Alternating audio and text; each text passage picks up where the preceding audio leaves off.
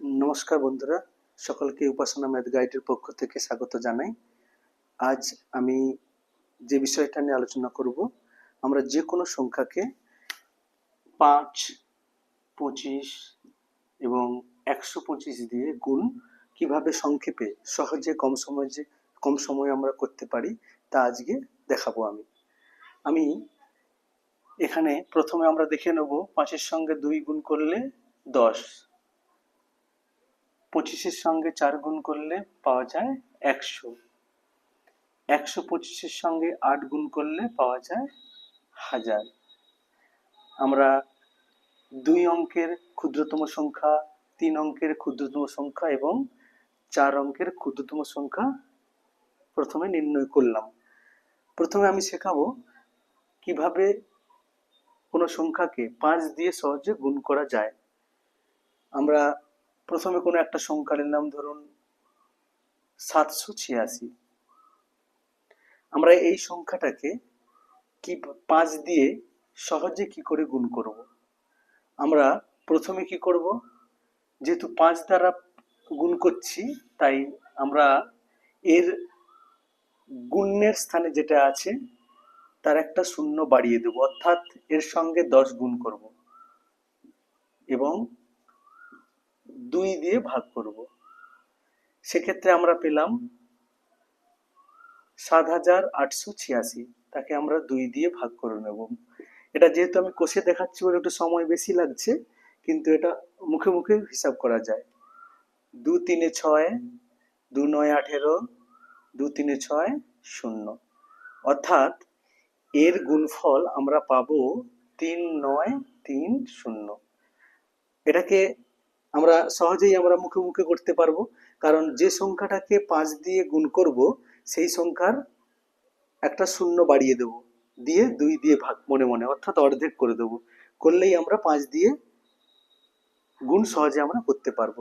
একইভাবে আমরা যদি কোনো সংখ্যাকে 25 দিয়ে গুণ করি, অর্থাৎ যদি ধরে নিই এই একই সংখ্যা আমরা কত দিয়ে গুণ করব, 25 দিয়ে, সেক্ষেত্রে আমরা 25 দিয়ে মানে দুটো শূন্য বাড়াবো, অর্থাৎ 100 গুণ করব। 100 গুণ করলে আমাদের কটা শূন্য বেড়ে যাবে, দুটো শূন্য। সেক্ষেত্রে ভাগ করব কিন্তু 4।